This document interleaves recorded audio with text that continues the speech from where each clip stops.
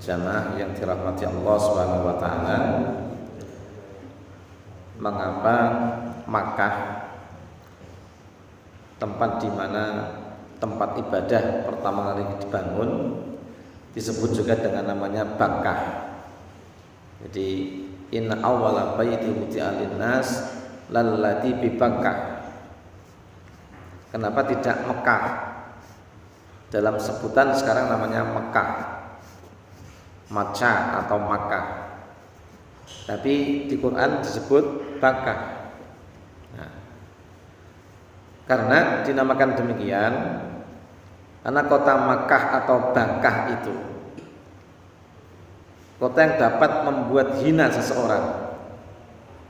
Jadi kota yang dapat membuat hina seseorang yang zalim, yang angkara murka. Artinya siapa yang berbuat kezaliman dan angkara murka, di tempat itu pasti akan dihinakan oleh Allah Subhanahu wa taala. Makanya ketika kita di Baitullah itu kita harus benar-benar jadi tamu yang baik, tunduk, patuh, tawadhu, dan banyak mengagungkan Allah Subhanahu wa taala. Bukan malah kita sombong, takabur, bahkan kita berbuat semena-mena atau berbuat zalim, karena akan dihinakan oleh Allah Subhanahu wa taala. Banyak cerita bagaimana orang-orang yang hilang, bagaimana orang-orang yang dipalingkan oleh Allah, dilupakan oleh Allah dan sebagainya. Ini menunjukkan bahwa kemukjizatan yang ada di kota Makkah sebagai wujud keagungan Allah Subhanahu wa taala ini dapat dirasakan, bahkan setiap orang ke sana mesti merasakan keagungannya. Lawan disebut dengan Bakkah. Orang yang datang ke kota Makkah, nah, ini ketika mereka adalah orang yang zalim, orang yang durjana, orang yang pendosa lah begitu. Kalau datang ke Makkah itu bisa menangis, bisa merasakan begitu banyak dosa-dosanya dan mengakui kesalahan-kesalahannya. Sekarang kira-kira tobat yang ngel nang kono begitu mudah rasanya bertobat kepada Allah Subhanahu wa taala. Kadang-kadang wong lucu. Ayolah kita ke Makkah, kita ke Baitullah. Siapa napa sik dosaku cek oke. Dosaku cek oke. Lah, padahal kamu ke sana tuh tidak dihapuskan dosanya oleh Allah. Kau malah dosaku cek oke. Ini lucu. Kita itu diundang oleh Allah ke Makkah itu supaya diampuni dosa kita oleh Allah, dihilangkan kehinaan kita, dihapuskan kesalahan-kesalahan kita. Sebagaimana kita ini adalah besi yang neyeng, besi yang berkarat, itu akan dihapuskan jadi besi yang bersih. Nah, banyak orang malah justru malah wedi yang Mekah, wedi di ngapura dosane kan aneh. Kita tuh takut dimasukkan neraka apa takut dimasukkan surga? Nah, jebule wedi mlebu swarga. Banyak orang yang iman-iman duwite kanggo nyedak Gusti Allah. Rumangsane duwite itu arep ngabadekke esuk ning akhirat. Suatu ketika Rasulullah SAW bersama dengan Abu Dhar. Kemudian lewatlah sebuah tanah yang lapang. Kemudian tampaklah di depannya gunung Uhud. Apa kata Rasulullah? Abu Dhar, seandainya gunung Uhud itu jadi emas, lalu dijadikan sebagai milikku, aku tidak suka. Aku tidak suka. Aku gak lebih cinta daripada aku mencintai akhiratku. Kenapa? Karena emas itu gak digawa mati. Seandainya kita ini punya dosa sepenuh bumi ini tebus dengan emas sak kuno iki ora cukup.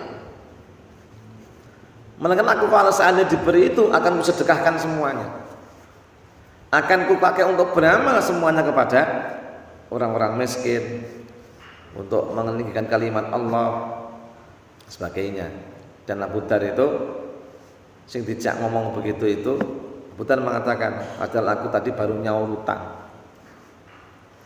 dan aku hanya turah 1 dinar sing tak simpen. Nek Nabi ngendika, aku ndek emas sak gedening Gunung Uhud, aku lebih suka mensedekahkan daripada menyimpannya. Mau saku mung sak dinar wae tak simpen. Saka iman-imanku. Iman kita tidak dilarang nyimpen duit. Tapi apa? Jangan engkau memperbanyak dunia. Kenapa? Nabi mengatakan, siapa yang paling banyak hartanya, dia paling miskin di akhirat nanti. Bila ia tidak bersedekah dengan harta itu. Iso sing di duit, turah, haji iso. Datang ke Makkah sana bisa, malah ditabung, disimpan-simpan. Maka bukan membuat dia menjadi kaya, tapi dia menjadi orang yang paling melarat besok di akhirat. Nanti duit aja diman-iman, nyedak marang Gusti Allah. Kenapa?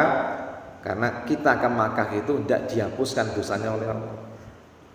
Iso rawai dhewe tuku sabun regane 10 juta kemudian adus terus dadi ilang dosane ana ora kira.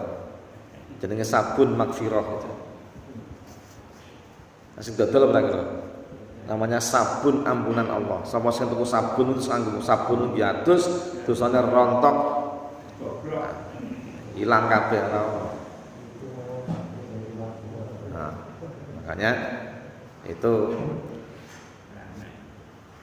kalau kita sudah mampu, kita sudah ada kekuatan, datanglah ke Makkah agar dosa kita diampuni oleh Allah Subhanahu wa taala. Jangan sampai kita kemudian justru malah takut, wah aku dosaku jauh. Padahal kalau kamu ke sana dosamu akan dihapuskan. Kuwi kudune sing dipahami itu.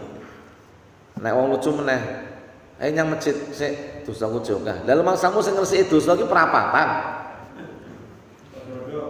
Pos rondo, remi, domino, balak ndol, ciu. Ya. Yang menghapuskan dosa itu adalah Allah.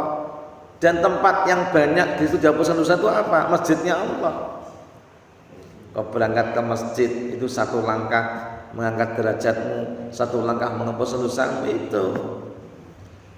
Nek lunga mancing kuat. Adoh kuat. Yang masjid cedak malah seorang. Ora teko ya. Ora teko wong. Sing teko ya berarti kuat. Sing ora teko berarti ora kuat. Iki wonge ora kuat, ora teko. Inilah keistimewaan daripada kota Makkah. Jadi kita datang kepada Allah itu adalah untuk mencari ampunan. Maka sapa sing dosane ibarate kemblok, lalu kemudian dia berangkat ke tanah suci, bukan dia ditambah dosanya oleh Allah, bukan disesa oleh Allah, justru malah dia akan dihapuskan dosanya oleh Allah. Ada salah memahami itu. Nang kono sing do kemaki iki diajar diadab. Kan sudah disampaikan. Kota Makkah itu kota yang dimuliakan Allah. Hormatilah, kamu jangan sombong, kamu jangan kemaki nang kono. Kamu jangan berbuat kerusakan. Itu menyebabkan kau dihinakan oleh Allah. Tapi kalau kau meskipun dosamu sepenuh bumi, kau datang munduk-munduk kepada Allah, kau datang meminta belas kasihnya Allah, minta ibahnya Allah, orang mungkin diseksa. Orang mungkin diseksa. Karena Allah tidak akan mungkin menyiksa hamba yang bertobat, mohon ampun pada Allah. Allahu Ghafurur Rahim, Allahu Raufur Rahim. Nah, inni ghafirun, aku adalah penghapus dosa. Bukan sebaliknya, wah aku nek wedi mau dipendungi. Nek sampean nyolong peleme Pak Supri, karo pesine sak Pak Supri sakental, sampean mau dipendungi itu wajar. Nah, tapi Allah itu lebih kaya atas segala sesuatu. Jadi Allah itu kaya memberi maaf. Apa dadak nyeksa wong sing nyolong wesi? Wong wesi sing duwe aku sing gawe aku. Maka aku lebih kaya daripada pencuri besi, maka saya maafkan saja. Ini wong sing atine paling sugih itu wong sing pemaaf. Dan Allah yang maha kaya, karena Allah itu adalah seandainya maafnya wong sak jagat itu dikumpulke jadi maaf diganti dan maafnya Allah ada apa-apanya, yang semua maaf datang dari Allah. Jadi Allah itu lebih cinta memaafkan hamba ketimbang menyiksa. Jangan sampai orang punya anggapan yang masjid wedi, arepe haji wedi, wedine disiksa, padahal kita kesana itu dalam rangka untuk menghapuskan dosa. Itu namanya Makkah atau bakah tadi. Jadi dihapuskan, dihilangkan dosa-dosanya orang yang mengunjungi tanah suci itu. Tapi juga akan dihinakan orang-orang datang dengan penuh angkara murka, dengan penuh kesesatan dan penuh dengan keburukan-keburukan. Yang pertama. Ada yang berpendapat, kenapa disebut dengan bakah? Karena manusia berdesak-desaan di situ. Su-suan. Mekah itu wongnya su-suan. Untel-untelan. Oke tenang. Ya kan? Di ibu kota Mekah itu mlebu su-suan nang jero tawaf itu wis untel-untelan. Lanang wedok campur dadi siji. Su-suan tendang wedok nendang lanang dan sebagainya. Ana wong sing cilik mesti kalah sing gede-gede. Nah, aja mikir wah aku cilik rasane ndak tidak. Allah itu Maha tahu. Dulu sing cilik-cilik itu malah cepat nek tawaf itu. Srat. Nah, itu. Kemudian karena berdasarkan hanya tempat itulah yang sampai diperbolehkan sholat perempuan di depan laki-laki. Karena nggone su-suan, nggone wis angel ditoto kadang-kadang. Hanya Mekah lah kota yang membolehkan perempuan itu sholat boleh di depan laki-laki. Karena angel ngature, masjidnya bunter, wong mlebu rasa metu.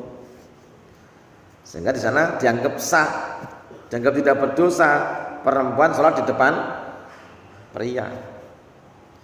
Karena enggak memang su-suan. Boleh itu berarti bukan sunnah. Yang sunnah tetap abdal. Perintahnya adalah perempuan di belakang laki-laki. Saya Jumatan itu depan saya wanita. Dilinggoi sisan. Buakonge wong Afrika wireng gede itu ngelinggoi sirahku. Wah. Wah ambune kaya wedhus ya. Nah, ya semenengah ya Allah kok dadi ngapura aku ngono. Tapi jian. Oh, ambune wong Afrika itu menanten. Masya Allah luar biasa. Nah, buah kongnya gede, nah orang magnet ning kowe wis. Ya kata Pak Supri mungkin senyamange wong buah kongan Indonesia jadi ketingguan bokong. Nah, itu loh makanya hanya di Makkah itu tidak dianggap dosa wong lanang salat nang gone wong itu. Sekonggone memang suk-sukan. Ya ada pertanyaan, oh, Ustaz piye? Nah, kalau salate wau teng ajenge wong wedok nang gone wong wedok ya biasa. Wedok yang ngono. Ora iso metu. Nang ajeng Ka'bah iso metu, mual nang ngono. Lah kula salat bakal kula wong lanang sah. Nah, dalane kota Mekah itu kota sing suk-sukan.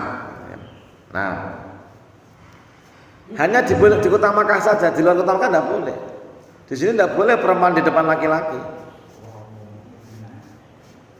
Di Nabawi juga nggak boleh. Bila yang Mekah itu wes jangan bebas. Tapi yang iso nuna laki-laki di depan, perempuan di belakang. Nah, meskipun sekarang itu semakin ketat pembatasannya. Wallahu a'lam. Semua adalah yang sudah ditetapkan Allah Subhanahu wa taala. Nah, kemudian Makkah adalah kota suci. Suci itu ya dalam artian dibersihkan dari segala macam yang tidak baik, yang tidak pantas, bahkan tidak perkenankan orang berbuat zalim dan maksiat. Dari mana batas kota Makkah itu kesuciannya? Dari arah mana? Jadi dari kota namanya Al-Fat sampai Tanim.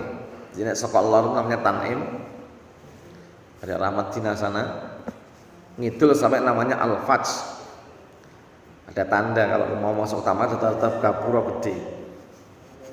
Nah, kalau masuk kita baca Allahumma hadza haramuka wa amnuka wa harim lahmi wa dami wa bashari wa sa'ri 'alan nar. Jadi kita doanya itu. Nah, ada yang buku tamu kan semua doa, ya Allah, Allahumma taharam, ini adalah kota harammu, wa amnuka, dan negeri amanmu, wa harim lahmi, haramkanlah lahmi, dagingku, wa dami, dan juga darahku, wa basyarin, kulitku, wa sya'ri 'alan nar, dan haramkanlah rambutnya di dalam neraka. Ini kemudian, dan amankanlah aku min azab yaumil qiyamah, agar enggak diadab besok pada hari kiamat. Ini donga kota mlebu kota Makkah. Jadi harapannya wong sing mlebu kota Makkah itu akan mendapatkan satu namanya apa? Penghapusan dosa. Karena dihapuskan dosanya, nah, maka diharamkan masuk neraka. Makanya budidaya niato bismillah, minta kepada Allah, ya Allah, kula mbok dikai rezeki kesempatan saged datang kota Makkah. Allahumma niat wis ingsun. Nah, nekat. Banyak orang-orang tuh saka pengine nekat. Nah, nekate apa? Sejak dia mulai berkeinginan setiap hari rezekinya ditabung. Sing separuh dipangan, separuh dibuat untuk ke sana. Itu luar biasa. Kenapa? Harapannya dosanya diampuni oleh Allah. Kalau lebih daripada itu, wong itu pengen di ngapura dosanya wis top, entuk ngapura ke wis top. Gak ada lebih kita butuhkan di akhirat selain daripada ampunan Allah. Karena cuma neraka dan surga. Nek di ngapura swarga, nek ora di ngapura neraka. Nek wong mati itu sing darep karo mata saurunge mati. Nek iso dikai waktu mundur ben sedekah sik. Nah, bagi yang di luar kota Makkah sana sedekah sik. Nah, iki nek iso piye? Ya mau nek duit mau kuwi nek iso nginen ibadah yang Makkah kono. Nek ora cukup sedekah ning negeri kita. Nah, bisa menghapuskan dosa-dosa yang ada pada diri kita. Sehingga kita nanti ketika kembali kepada Allah Subhanahu wa taala, nah, dari dosa kita tadi itu akan dihapuskan oleh Allah sehingga kita ditempatkan dalam surga Allah Subhanahu wa taala. Kita aman dari siksa kapan? Yauma tubasu ibadaka. Hari dibangkitkan hamba-hamba kita pada hari kiamat untuk dihisab, kita aman. Bahkan juga agar kita besok dari kiamat itu benar-benar tidak merasakan kehausan, kelaparan.